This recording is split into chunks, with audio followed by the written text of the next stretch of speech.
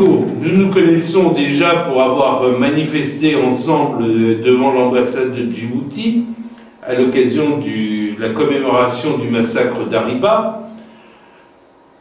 Vous êtes né tu es né, plutôt on va se tutoyer, tu es né à Djibouti, où tu as effectué ta scolarité, de ton nom, de ton vrai nom Abdourahmane Mohamed Habib. Tu es venu en France en 1987 et tu t'es inscrit à la faculté de droit de Brest, où tu as obtenu, si j'ai bien compris, un DUG. Oui, et capacité en droit. Et une capacité en droit. En 1997, tu es venu à Paris pour étudier dans le cadre d'un diplôme de relations internationales. Et en même temps, tu m'as signalé que tu avais suivi une formation à la gestion d'associations, à l'organisation, à la gestion des associations. Bon, tu es très attaché manifestement à la Bretagne, puisque tu habitais à Brest. Maintenant, tu t'es déplacé vers Rennes, où tu occupes un job d'agent de sécurité. On peut dire qu'en dehors de ton métier, tu as deux casquettes. Tu as d'abord une casquette sociale. Tu as créé en 92 la Djibouti-Bretagne, qui était une association qui venait en aide aux populations au moment où il y avait les événements armés entre des résistants du FRUD avec l'armée nationale. Et puis, tu as initié le collectif breton, dont tu nous parleras un petit peu, en 2011. Bon, bien que tu aies toujours été un sympathisant du FRUD depuis que tu étais à Djibouti, tu as été représentant du modèle auprès de l'UGSN en France, et peut-être même en Europe. Tu as quitté, pour des raisons personnelles, le parti, et tu es un membre fondateur de la charte de transition démocratique. Et c'est surtout de cela dont nous allons parler aujourd'hui. Alors déjà, est-ce que tu es d'accord là-dessus, ou tu voudrais me corriger ou insister sur plusieurs points? Bonjour tout le monde, bonjour Charles, parce que je sais qu'il y a beaucoup de Djiboutiens qui suivent l'émission depuis que tu as qui t'a invité plusieurs membres de la CTD. Et puis, donc, c'est pour ça que je dis que, voilà, je salue tous les Djiboutiens, la diaspora et des gens qui nous écoutent et qui nous soutiennent. Je voulais juste rajouter que, au niveau des langues, parce qu'à Djibouti, on parle plusieurs langues, et je parle les trois langues nationales. Voilà, le reste, c'est parfait, c'est bien résumé. Donc, tu parles français, somali et afar. Oui. D'accord. Et un petit peu d'arabe? Oui, oui, oui, je parle arabe aussi, bien sûr. Je parle arabe. Quand je dis trois langues, c'est les langues nationales, c'est-à-dire le afar, somali et arabe. D'accord. Mais le français aussi est utilisé à Djibouti. Ah, tout à fait, bien sûr. Bien sûr. Voilà. Bon, une première petite question, j'aime bien toujours savoir, pourquoi est-ce qu'on t'a donné le surnom d'Amigo? Alors, oh, ça, c'est une vieille histoire, parce qu'en fait, moi, j'étais passionné par les westerns. Je regardais beaucoup les westerns.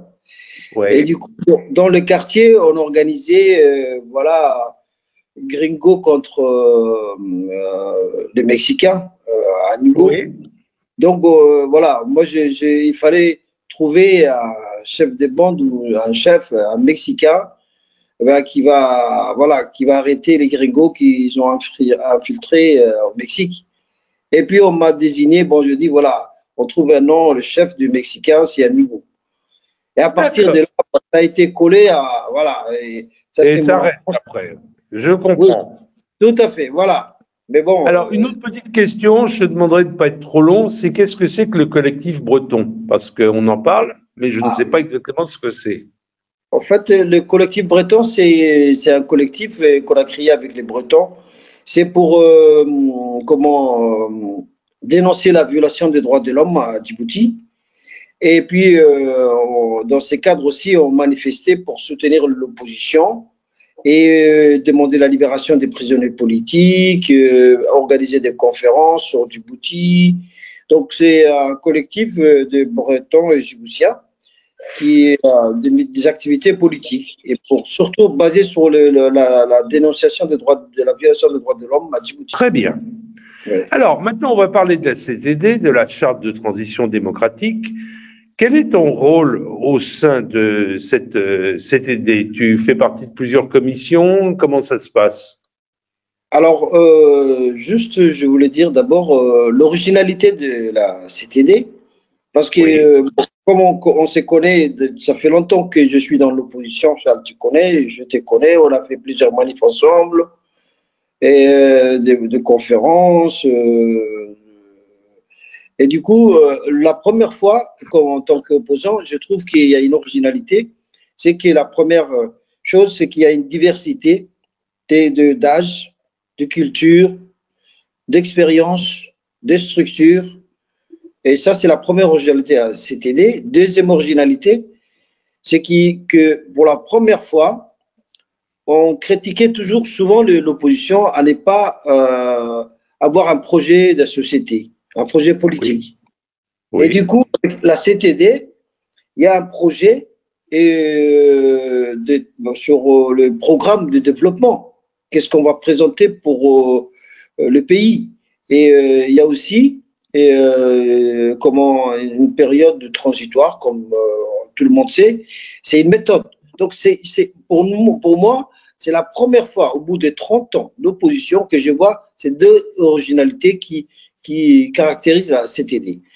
Maintenant, j'ai fait partie des commissions. D'abord, j'ai fait partie du comité de suivi qui suivent toutes les différentes commissions, l'évolution de la commission. Et puis, moi, j'ai fait partie des 3 commissions. La première, c'est la commission de l'environnement, de la protection de l'environnement et du développement durable. D'accord. Donc, la commission de la mobilisation, parce qu'il y a plusieurs membres qui sont de différents continents, l'Amérique, l'Europe, tout ça. Et moi, je fais partie de la commission de mobilisation en France. Et troisièmement, c'est la commission qui est coordonnée par Ilyas Hassan. Ilyas Hassan. Ilyas Hassan qui est au Canada. Et donc, moi, je suis en France. Et voilà, j'ai fait partie de cette commission mobilisation. Et troisièmement, j'ai fait partie de la commission de la décentralisation. Voilà le trois. Ouais. Bon, ben c'est bien, bravo, parce que ça doit être pas mal de boulot. Comment est-ce que tu fais pour gérer ton travail dans 3 commissions et ton emploi et ton engagement, enfin ton job alimentaire? Et la famille aussi. Pour gérer tout ça? Et la famille aussi. Et la famille, oui, j'ai oublié. Oui, bon, c'est pas évident. C'est vrai que, bon, d'abord, c'est l'engagement, parce que je suis quelqu'un engagé et je suis passionné par les activités culturelles et politiques. Ça me donne la force. Et après, c'est une question d'organisation, voilà. Mais bon, il y a des amis aussi c'est une équipe, en fait. On travaille en équipe. Je ne suis pas le seul à. Voilà, donc ça nous facilite un peu. Et après, on regroupe tous les travaux qu'on a fait, chacun fait de son côté. Mais c'est la passion qui est le moteur. Voilà. D'accord. Justement, ça m'intéresse puisque dans les différentes interviews que j'ai menées avec des collègues ou des camarades, j'ai pas encore été à fond sur l'organisation d'une commission. Comment ça fonctionne une commission? Parce que il y a des membres qui sont en France, d'autres au Canada, d'autres aux USA, etc. Il y a la distance et il y a le décalage horaire. Comment est-ce que vous arrivez à travailler ensemble? Bon, en fait, chacun travaille de son côté. Oui. C'est-à-dire, bon, il envoie les idées. D'abord, il travaille de son côté d'abord. Et ensuite, on se contacte par mail. Oui. On échange les idées, comment les structures et les plans du travail. Et au bout de quelques jours, on essaie de faire une synthèse. Et c'est lui qui est au Canada ou c'est lui qui est en France. Et c'est par téléphone, par mail, voilà, ça prend du temps parce qu'il y a une période du Ramadan aussi. Il y avait aussi une pause. Voilà. Mais bon, ça va. Une commission, peut-être il y a 4 personnes, 3 personnes. Donc, voilà. Donc, ça facilite aussi. Mais vous avez des points d'étape, des points d'avancement, vous disant à telle date à peu près, il faudra qu'on ait fini telle chose, à telle date, il faudra qu'on ait fini telle autre chose. Oui, oui, absolument. On se donne des délais. Voilà, on dit, voilà, on va faire la première partie, j'ai fait, je te l'envoie et puis tu me renvoies. Et après, on va voir ensemble le deux parties. Mais on se fixe en gros, bon, on s'est dit, voilà, on va faire dans 2 semaines, 3 semaines. Mais ça dépend de thèmes aussi. Parce oui, mais je comprends, mais vous avez des points d'étape que vous essayez de suivre, c'est pas tout en vrac. Et absolument. Le comité de suivi là-dedans, qu'est-ce qu'il a? Il a l'information de l'avancement, il a quoi? Le comité de suivi. Le comité de suivi, il s'informe sur l'évolution de chaque dossier. Il contacte les membres, il dit voilà, vous êtes en où? Est-ce que ça avance bien? Et voilà, il essaie de contacter plusieurs membres. Bah, si comment dire, si ça traîne, il peut aussi impulser, dire écoutez les gars, il faut qu'on avance. Et voilà. D'accord. Donc il y a un rôle pour vérifier que le travail se fait. Absolument. Bien. Eh bien, écoute, Amigo, mille merci. En conclusion, je voudrais te poser la question que je pose à tous les interviewés. C'est qu'est-ce que tu pourrais dire aux Djiboutiens pour leur donner envie de venir contribuer à cet énorme travail qui est en cours? Alors, si tu me donnes le temps, si tu me permets, j'ai juste une idée sur ce que je vais dire. En fait, moi, je voulais, bon, d'habitude, c'est toi qui poses la question, je suis ton invité, mais moi, je voulais te poser une question, si tu permets, Charles. Alors, il faut savoir, parce que je vois que ça fait 25 ans, 30 ans que tu luttes avec nous, que tu luttes aux côtés des Djiboutiens et que tu mènes, qu'il soit manifestation, commémoration du 18 décembre, on était toujours ensemble et tu étais toujours de nos côtés. Mais moi, je me dis, mais qu'est-ce qui stimule, qu'est-ce qui fait que Charles il s'engage toujours auprès des Djiboutiens? Est-ce que par amour de ses pays, de son paysage ou de sa culture, ou bien est-ce que c'est parce que par principe tu défends des valeurs? Et je voulais savoir, franchement, sincèrement, ça, je profite de cette occasion. Bon, si tu veux, je suis allé à Djibouti, j'ai vécu la moitié du temps ou même un peu plus à Djibouti dans les années 80 à 85. J'étais le premier à installer des ordinateurs à la fois dans l'armée française et dans les grandes entreprises locales. Bon, j'ai aussi eu un cabinet de comptabilité à Djibouti. Bon, c'était pas vraiment mon métier. J'ai quitté Djibouti en 85 et en 91 ou 92, il y a une Djiboutienne qui est venue à mon bureau et qui m'a sorti un bout de papier griffonné et qui m'a dit « Faites quelque chose, on est en prison, ils vont nous tuer ». Et c'est signé de Mohamed Aref, avec lequel j'avais noué des relations amicales lors de mes séjours. On s'est demandé avec mon associé quoi faire. On s'est dit, bah, il faudra d'abord une association pour couvrir les choses. Et à l'époque, il n'y avait pas d'Internet, il n'y avait pas de mail. Donc on s'est dit, on va essayer d'écrire. Ça n'a pas donné grand-chose. En plus, la guerre du Golfe démarrait, donc ça n'a pas donné grand-chose. Alors, on a essayé d'envoyer des fax. Et on a envoyé plein de fax. Finalement, Maître Aref a été blanchi, enfin a bénéficié d'un non-lieu devant le tribunal, et son oncle, Ali Aref, a été libéré 1 an après, je crois. Bon, voilà mon engagement. J'ai plus ou moins laissé dormir l'association, et en 99, Aref a de nouveau été inculpé au moment de l'élection de Guéré. Oui, je me rappelle. Et là, nous avons lancé l'association. Bon, les Ok. fax, c'était fatigant parce qu'envoyer 300 fax dans la nuit, je peux te dire que c'était un gros boulot. Donc, on s'est dit, on va passer sur Internet. Alors, on savait que Djibouti, les Djiboutiens n'avaient pas beaucoup de lignes Internet et n'avaient pas beaucoup d'Internet. Et n'empêche que on a créé le premier site, qui était le premier site sur Djibouti, c'est évident, Tout à fait. et on l'a fait vivre. Et puis, en 2001 ou 2002, je me souviens plus, Zakaria, que nous avions un petit peu malmené, c'est vrai, m'a attaqué en diffamation. Mhm. Et j'ai eu la surprise de constater que c'était Taref qui le défendait. Ok. Ce qui m'a un peu surpris et beaucoup Oui, peiné. oui, oui.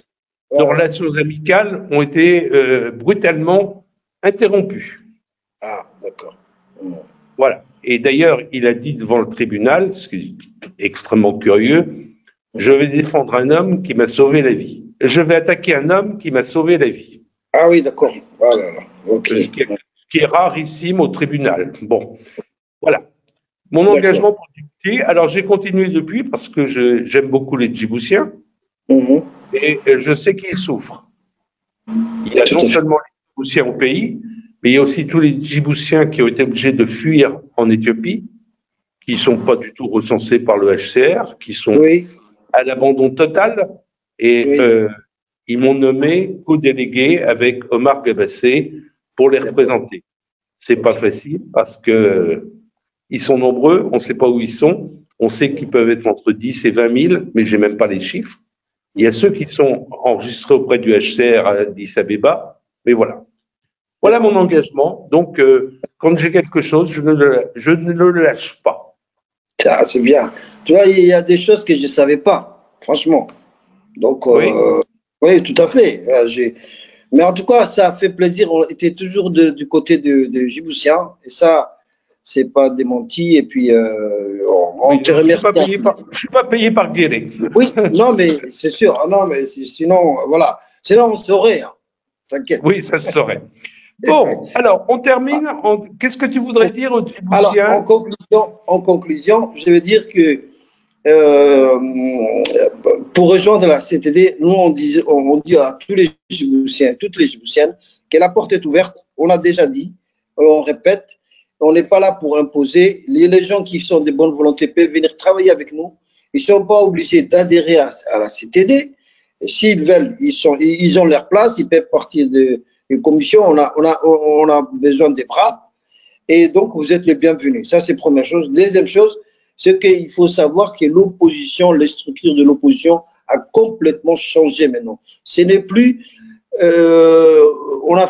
l'opposition, tu sais, Charles, on a été victime de trahison, on a subi pas mal d'échecs, mais ça nous a permis de prendre des reculs et de tirer des leçons.